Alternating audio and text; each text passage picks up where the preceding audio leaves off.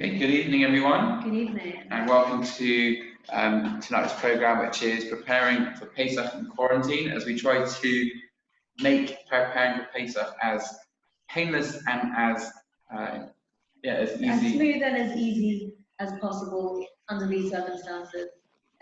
So we recognise for many people it could be the first time, either the first time in their lives or the first time in years that they're making their own Pesach or making their own Seder. We'll have to talk more about the beard. Oh, absolutely. I think the microphone's on, so. For many people, it's the first time in a very long time that they may have made Pesach, and it can be a very daunting task ahead. So if we break it down and just try to make it into simple step-by-step. Yeah, then we'll try and see if we can make this as easy as possible. We're going to just request that if, during the presentation, we'll kind of speak for chunks, and during that time we'll keep the microphones on mute just so that we can see the sound quality that is necessary, and then we'll pause the questions at opportune times in discussion. Feel free to leave your cameras on so that we can see you, and then we can engage in sort of a visual presentation together, and we'll just put the sound in as and when we pause. So tonight really we're focusing on cleaning the house and looking for chametz as one stage. And the second stage would be, what do I need to do to prepare my kitchen, to make my kitchen ready for Pesach? There might be other topics we want to talk about another time, such as Pesach products and purchases, such as setting up the Seder. And we're happy to field questions on that and to address at a later time. And we already do have a session for how to run a Seder, so we might include some of that. But tonight really it's about cleaning the house and making it chametz-free or chametz-friendly. Let's say, or rather Pesach friendly. So I prefer not to use the term cleaning the house, but rather preparing the house, because something my mother used to say every year in the lead up to Pesach was, dust is not chametz, and the children are not the korban Pesach. The Pesach offering. The paschal sacrifice. So I don't use the term cleaning for Pesach, I say preparing for Pesach. And I think that's something that it's always worth keeping in mind, is that when this isn't a spring clean. Some people like to turn it into a spring clean, but at its essence, it's not. We're looking to actual chametz. What is chametz is the question. Well, chametz is gone. Well, the way that we learn it, I suppose, is chametz is leavened bread, or one of the 5 grains that's been allowed time to rise. But the question is also what within that would constitute chametz. Are crumbs chametz, for example? If you have crumbs behind your refrigerator, do you need to purge those? Right, so before you're jumping ahead, so that's okay. So we're going to say there's 3 ways to get rid of chametz, and we're going to talk about the pros and cons of each one, and actually what we will use and what we use every year, and what we'll try and make as easy as possible is we use a multi-pronged approach. So we have 5-step plans, whatever, for beating the virus. We've got a 3-pronged approach for beating chametz. The first way to get rid of chametz is to eat it or destroy it. So the second way to get rid of chametz is to nullify it, to declare it null and void. And the third way to get rid of chametz is to sell it. And now we're just going to kind of explore those 3 ways and the pros and cons. Now the best option in terms of actually getting rid of chametz is just get it all away, eat it all, give it to your local food bank, whatever it is. He says this as he breaks into the whiskey cabinet. Well, we don't have a whiskey cabinet. We haven't got a whiskey cabinet. We hardly have any furniture, actually, but let alone a cabinet for whiskey. So we're sitting on our only 2 lounge chairs. That's right. That's right. So if I have my chametz prop over here, so the best thing to do really would be to eat the fruit and fibre. It's great. I really enjoy fruit and fibre, and I'm delighted that we got a double set from Costco.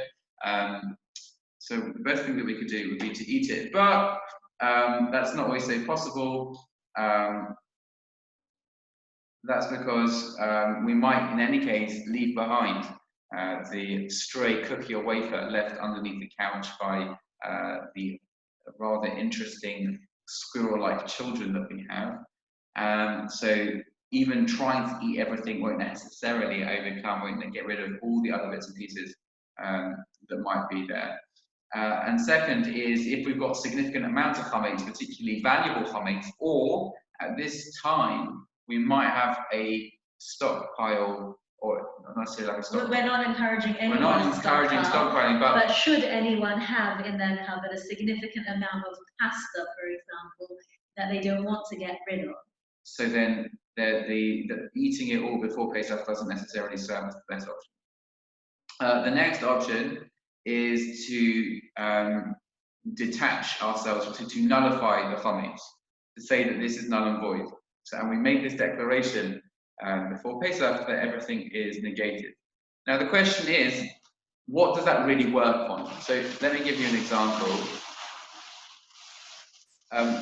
What we say when we say that the chametz is null and void is to say that it's like dust of the earth. Now imagine I've got a handful of fruit and fibre over here, or a big nice piece of bread.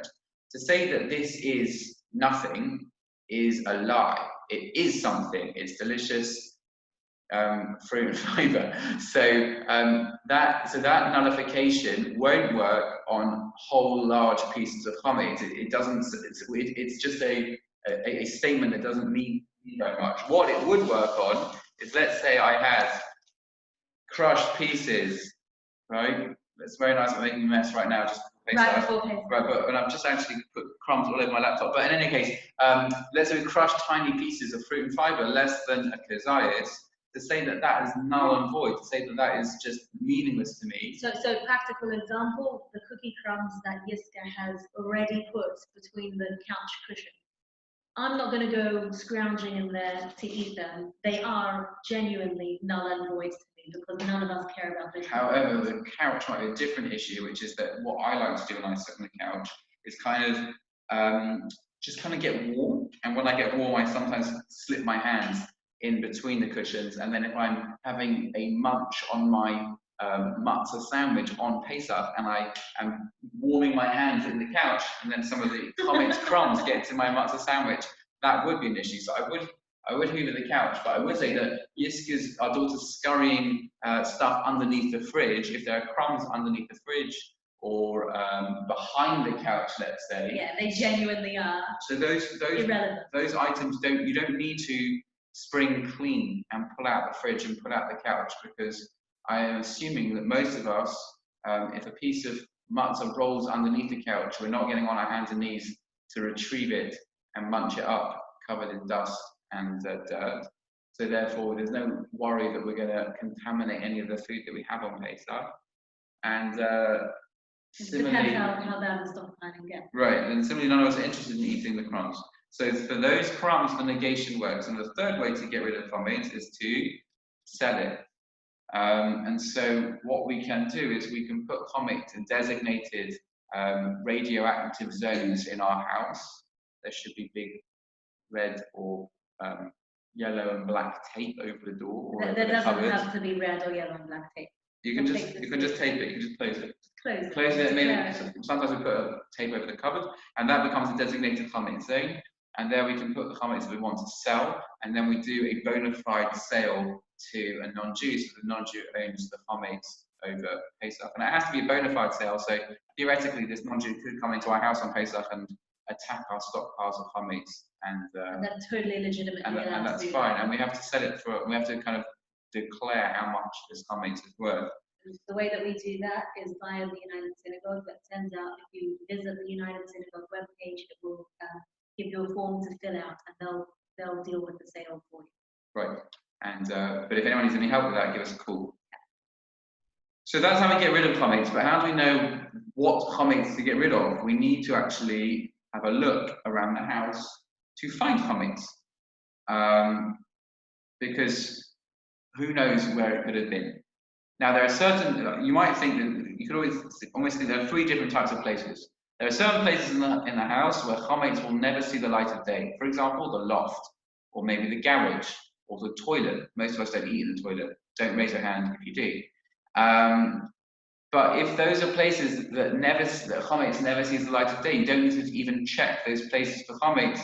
The only exception to that rule would be if you've got young children who go everywhere with everything. If they have access to a place, it's likely that they'll have walked around with a cookie in their hands, and so there could be some old piece of chocolate chip cookie lurking behind the toilet basin. In any case, so that's the first location is places that never see the light of day. Chametz never sees the light of day. The second place would be where we don't expect chametz to be, but it's a possibility. So those things, a kind of a basic check would be sufficient. And the third place would be places where we expect there might be something. So for example, I was just rummaging through a backpack that I brought from Israel, and I thought it was empty. In actual fact, I had an energy bar in it, a granola energy bar. So that's chametz. And I didn't expect it to be there. So those sorts of locations, that's what we need to do the check for, and that's what bedikas chametz, searching for chametz, is about. It's about finding those pieces of chametz that we might have omitted and might have forgotten about, some old granola bar or cookie or whatever it is. Yeah. Boot of the car is a good one. Boot of the car, very that's good. That's where I always find stuff. Yeah. And so once we've done the check, and once we know where the chametz is, and we've got rid of it either by eating it or by negating it, Destroying it. Eating or destroying. Eating or destroying, negating it, or selling it in a fully valid sale. So we now have essentially defined the chametz zones in our house, which are going to be closed up for Pesach, and everything else we are certain no longer has chametz. In the course of cleaning the chametz and getting rid of in that search, so we're not just trying to locate the chametz, we're also trying to avoid possible contamination on Pesach itself. So what does that mean? That means that if I was to, as I said, like the fictitious example of sitting on the couch and popping my hand into the cushions and pulling out some chametz dust, so that would mean that I would be eating some dust of chametz with my matzah sandwich.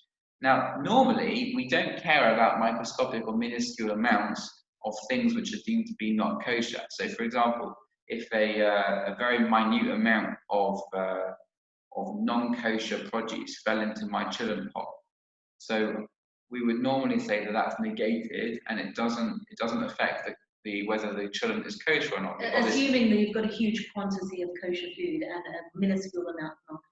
Right, we say it's negated in the majority ingredient of the 1 to 60 proportion of large big chillum pot with a small amount of non-kosher in there. Now on Pesach, unfortunately, that rule does not apply. Even a minute amount of chametz is a problem, and that's what we're so careful about. It's not just about locating, or have we forgotten a piece of chametz that we now own the chametz. We're also trying to avoid any inadvertent consumption of chametz on Pesach. We were both reaching for the same word there. That's quite cool. Anything would have thought we've been married for a little while. But anyway, people thought we have been married for such a long amount of time. But not that long, but 10 years this year. Today I met a few people at Bushy, unfortunately, but at Bushy, and they were like, "Rabbi, you can't be a rabbi. You look like a baby." So maybe I have to grow my beard back again, but she doesn't like my beard. Anyway, we're gearing up for the Omer. He grows it from Pesach till Shavuot. We can try. And then he gets no one's around to cut it. So it's true. I have long hair too. Okay. Kitchen.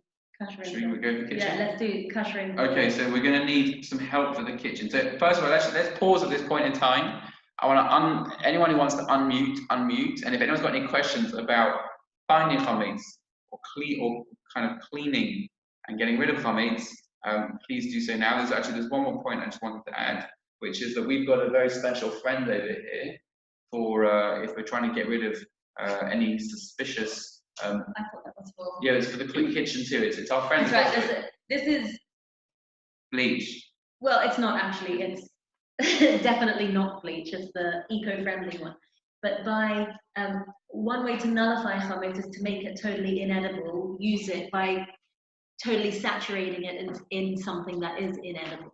So if you bleach your kitchen spray or something that has such a bad taste that one wouldn't eat it, you've effectively nullified it, because no one is then going to eat those crumbs, even if they put their hand down the side of the couch. That's true. So you could spray bleach down the side of the couch, and that would save you having to hoover.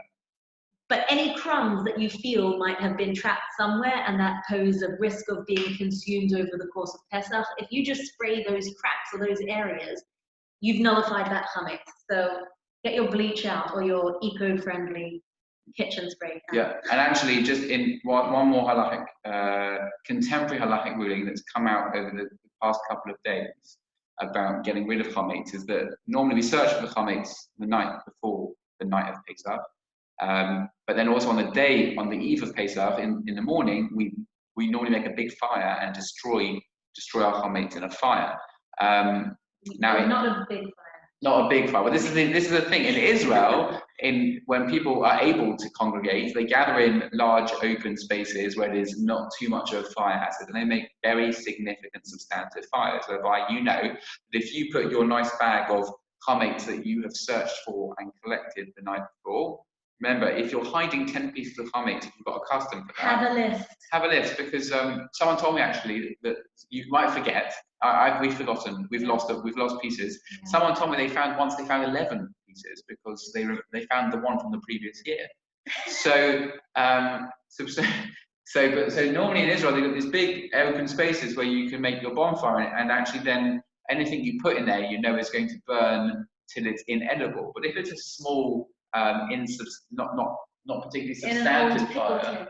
Yeah, if it's not a particularly substantive fire in your back garden and you're worried about the neighbours and anyone who's kind of looking at these Jews, what are they doing in quarantine, making bonfires in their garden? So that's right. So what the advice this year is that not to have too much chametz left over to destroy on the eve of Pesach, and what is there to be destroyed should be crumbled into crumbs and flushed down the toilet instead of burned. And that way you're also rendering it destroyed and inedible, and you don't have to worry about any big pieces of bread being left in this very small fire in the back garden and not really being destroyed properly. Any questions at this point? No, everyone is happy? Wave. Okay, thanks, Daniel.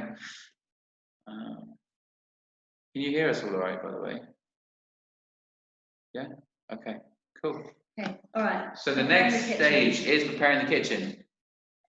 And we're going to need just a little help with you. We've got a poll to be done for some of the solutions we're suggesting tonight.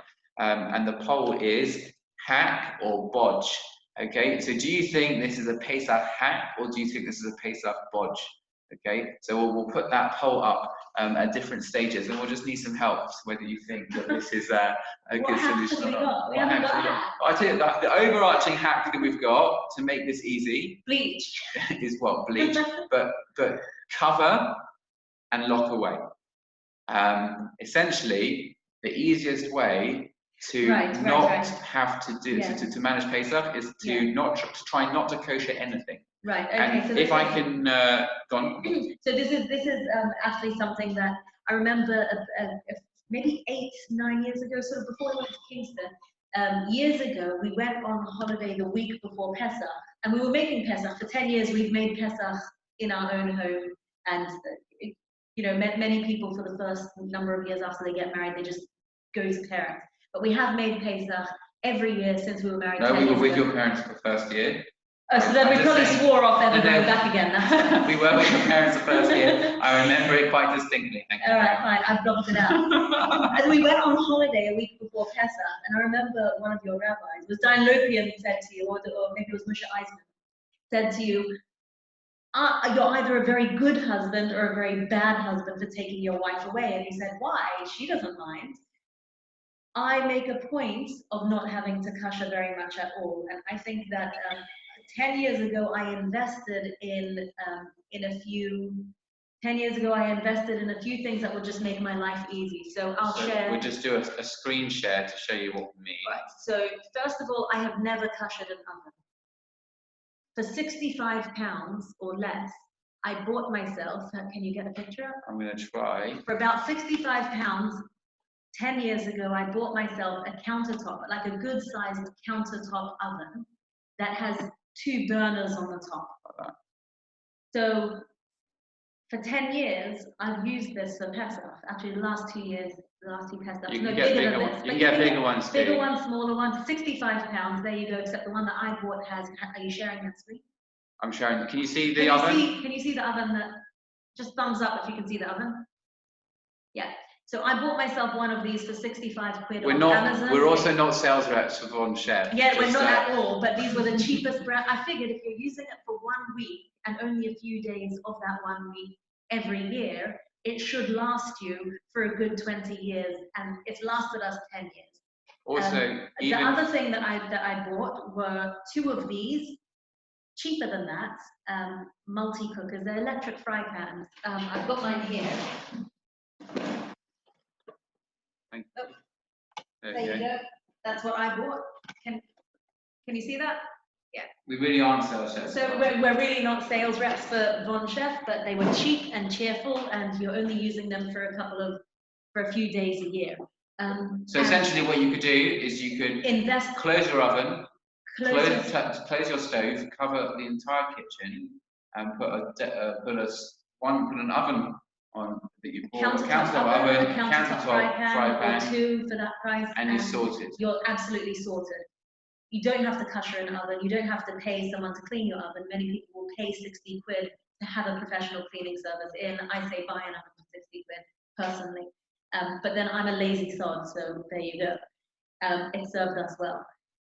If you are going to kosher, then the item that you're going to kosher, whether that's an oven or a countertop or a stove. Let's cover koshering 1 minute. We'll try and do our hack first. Okay, fine. Is this a hack or is this a bodge? I haven't finished yet because so the first suggestion is to close everything off that might be a cooking utensil or item during the year for chametz and use something, a countertop alternative. That's the first option, and then similarly, rather than trying to kosher all your crockery and bits and pieces, again, it'd be easier either to use disposables for this year, though that's not necessarily particularly green. Yeah, we prefer to buy a cheap IKEA set of cutlery that is then going to be your Pesach set from year to year. So that would be in terms of, so essentially we're trying to replace the kitchen for 7 days or 8 days. And the amount of stress that it saves and the amount of effort and time that it saves generally pays off when you can get a set from Tesco, Argos, IKEA. We're not sales reps for any of these. For us, so that's our feeling. Yeah. And then similarly, rather than trying to kosher the counters, let's say you've got the counters in the kitchen and trying to do the boiling water or the hot stone or any of these other ways of trying to kosher the counters, the easiest thing to do would be to just clean everything up with detergent, wipe it down, and then cover it with a thick plastic covering. So these are the ones that we use and that many people use are those thick what do they call this? PVC? Yeah, maybe. PVC tablecloths that you get on those rolls outside all of those homeware stores.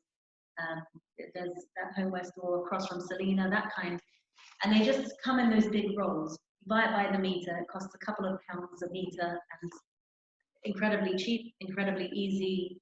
Or a heavy-duty foil.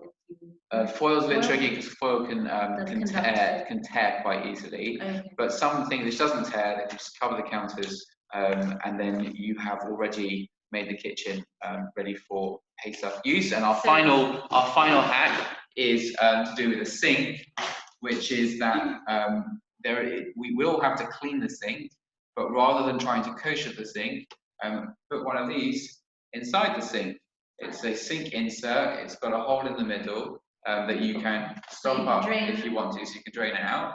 And then again, you don't have to start doing if you go salted water. Some places sell it with the plug as well, or you can just get yourself a bucket, poke a hole in the bottom, lift it up a bit from the base with a brick from the garden, and you've got yourself a new sink as well. Right, and then all you need to do is cover the tap with similar cover that we were talking about before, so that the tap won't be the tap which might have come in contact with hot chametz or not come into contact with hot kosher Pesach food. And now we have a kosher Pesach kitchen. So I would like to get your feedback on this. We're going to have a little poll for everyone here. Was our suggestion a hack or a bodge?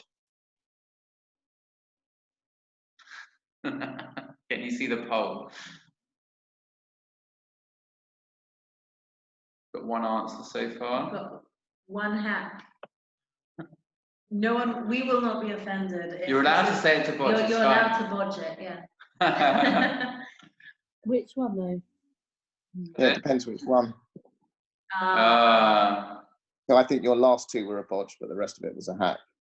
okay. Which were the last two? The covering. The No. sink and the sink. tap. Sink and tap. Okay. Well, so it's a majority wins, maybe, I don't know.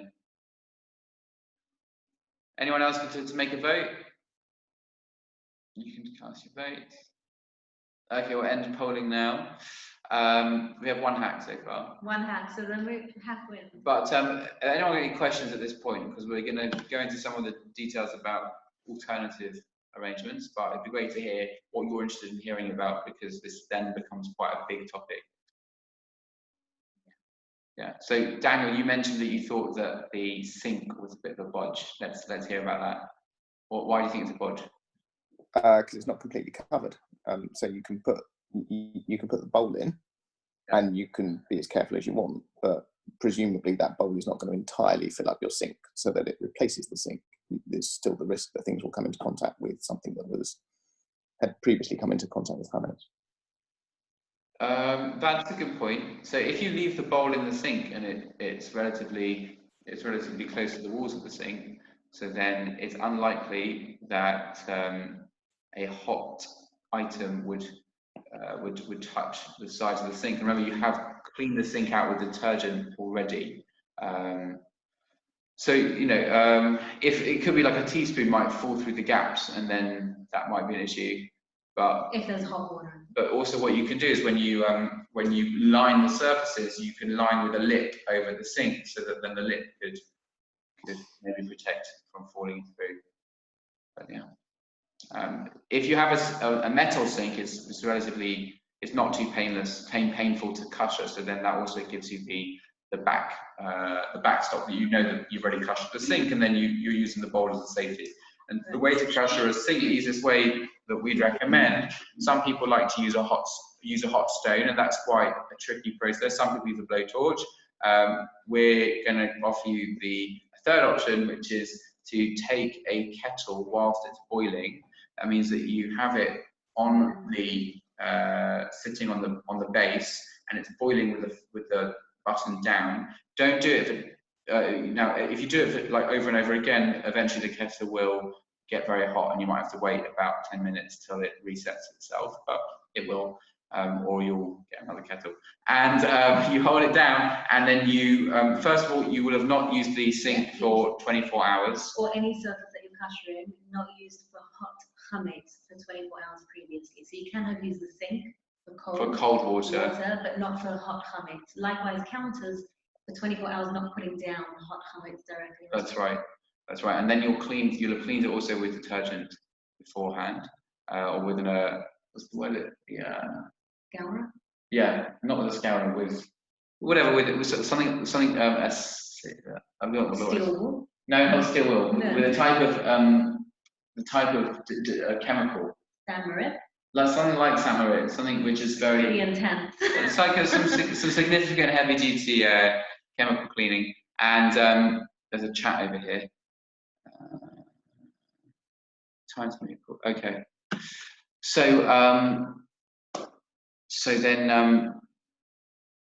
we left it for 24 hours. We cleaned it very well with some sort of detergent, and then you take the hot. I'm going to talk about the sink. You take this boiling kettle, which is boiling whilst you're pouring it, and you pour from the center out to the sides, and then you cover the entire thing with boiling water. And that would be the same thing for counters. Now, some counters can't be koshered, or there's a dispute about whether they can be koshered. So we prefer that counters are covered, even if you do kosher them. And then, or if you have granite or if you're stainless steel counters, it might be a little bit easier. But I think covering is still the safest bet. Yeah. Also, just a caveat for anyone who's planning on watching this later on from home, I wouldn't suggest that an elderly person at home alone making Pesach uses hot water and starts splashing hot water around. I think the preference in that case would be to simply clean it and cover it. Anyone who's not confident dealing with hot water, pouring hot water everywhere, should not be pouring hot water everywhere. That's right. The tap, when you kosher the tap, we're concerned that maybe the tap would have come into contact, say, with a hot steam from hot chametz or a hot pot has touched it. Yeah. So then you put the tap on full hot to have hot water pouring through it, and then you pour from the kettle on top of the tap. Other danger areas in the kitchen might be the fridge or freezer, where there's often things that have kind of spilt. Like sometimes in Israel. No, we've got tons of crumbs in our freezer. We used to store flour in the freezer and then yeast. I had a spilled yeast in the freezer, and I just left it for 6 months. And the real danger area with the fridge and freezer is the rubber gasket around the door. That often there's stuff that gets stuck in there that we ignore, that we forget about.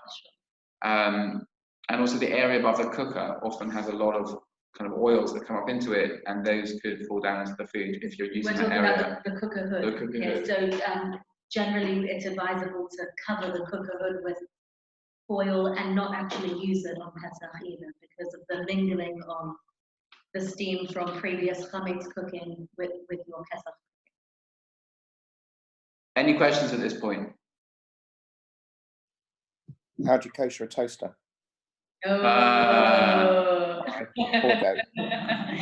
You take out the crumbs from the bottom. But speaking of which, does anyone want to know about koshering an oven?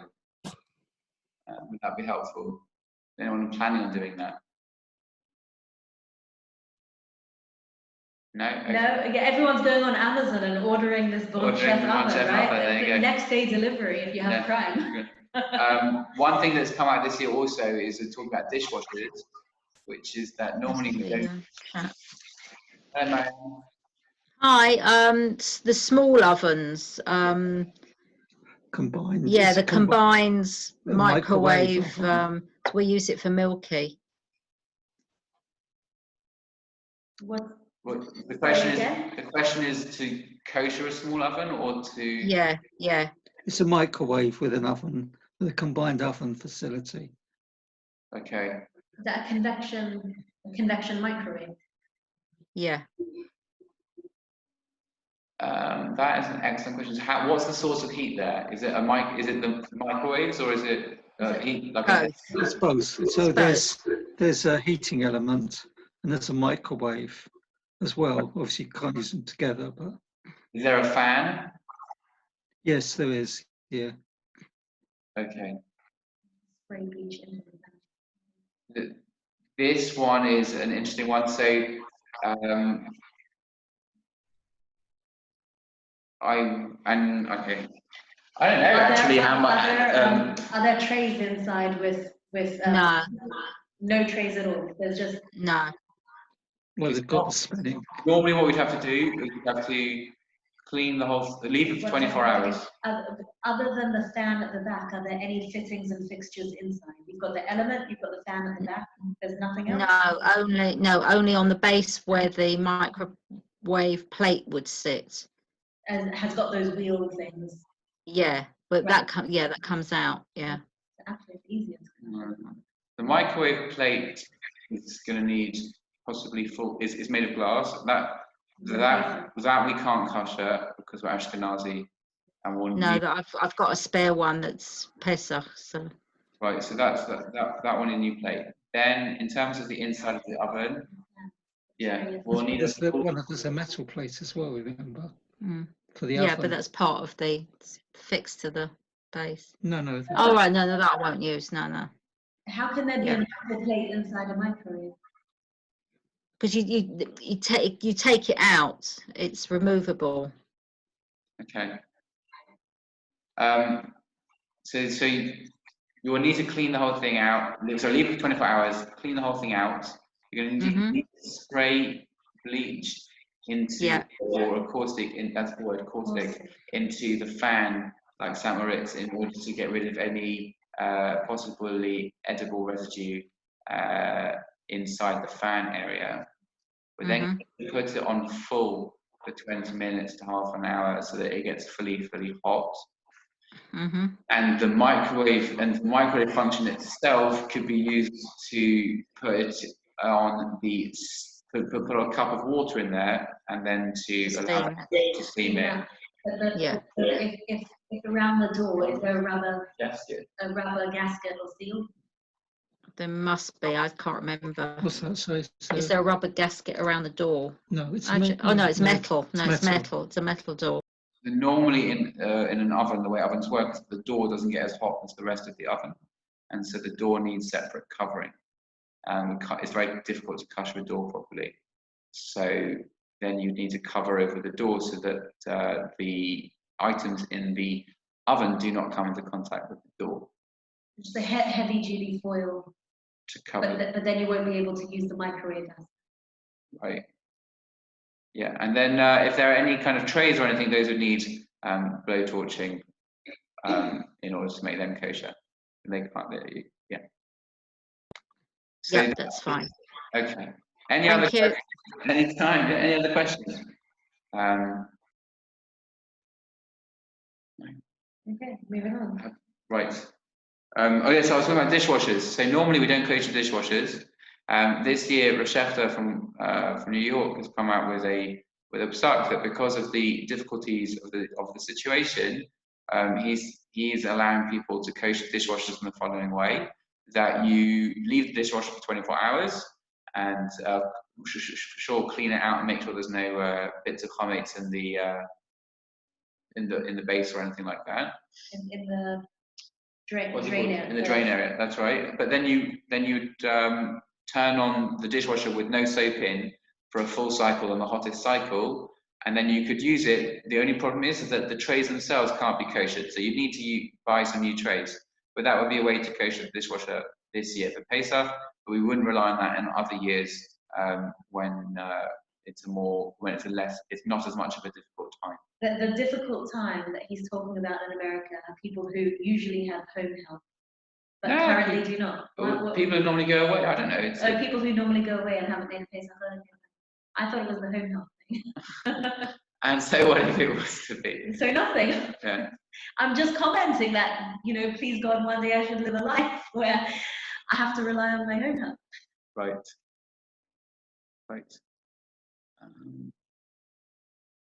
Okay. So we've done. If anyone wants to kosher their own kalim at home, so that means that let's say you have a kiddush cup, a silver kiddush cup, let's say that you want to use, or a silver cutlery that you want to use, metal cutlery that you want to use.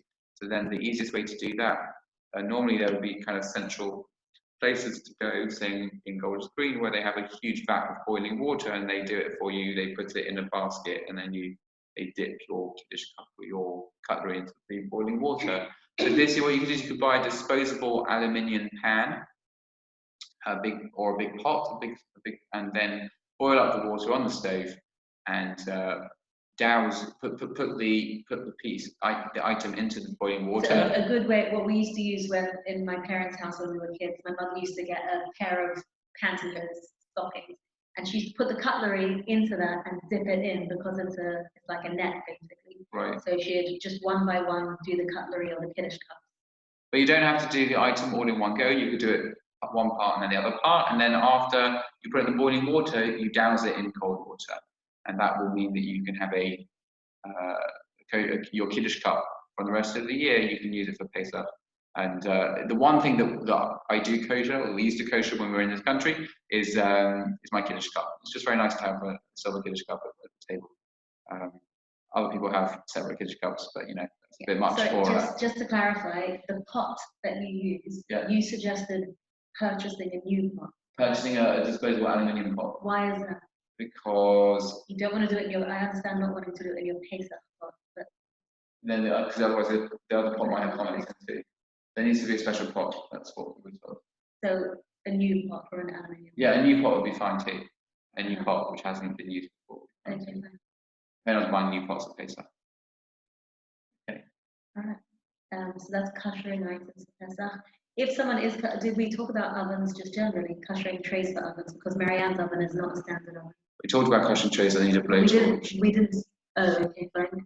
If someone is koshering their actual oven, we didn't really go through that.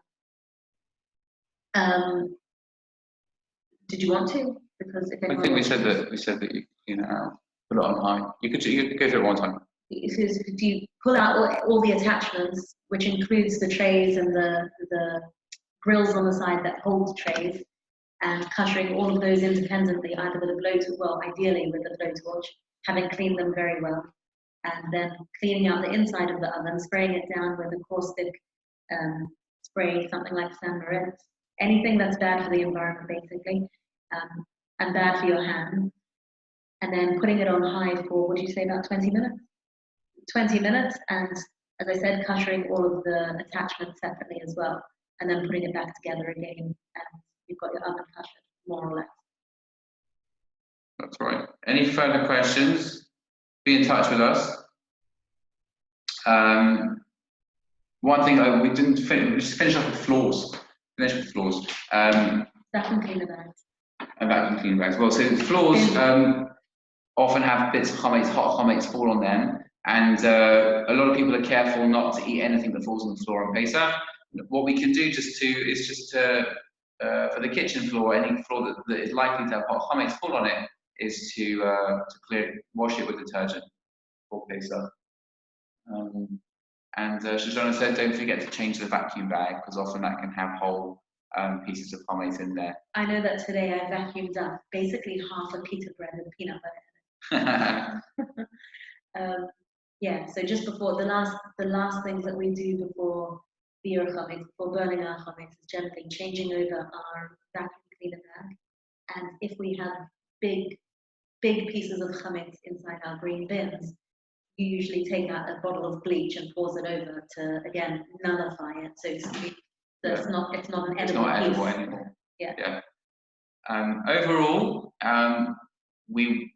Pesach cleaning and Pesach preparation. I like Shoshana's line that the children shouldn't be a korban Pesach. Neither should your spouse. Should not be and you know, it can be done with little stress and with relative ease. We tend not to stress too much. The one thing we didn't say, but I think most people do, is wiping down and covering fridge surfaces and shelving. If it's maybe people's fridges and shelves don't get as messy as ours, but I definitely have lots of very significant crumbs both in my fridge and in my cupboard. Yeah. We wipe it down with a spray and then cover it in foil. Nothing like that. Yeah, we're available for any questions. So contact us with anything, WhatsApp, email, phone. Yeah. Any questions before we say goodnight to you, and thank you so much for joining us this evening. Thank you very much. Thank you, Dan. Thanks, Daniel. How are the kids? So not bad. Yes, it's good having them all at home. Keeping us busy. Yeah, working with kids at home is challenging. Oh, we know. Oh, we know.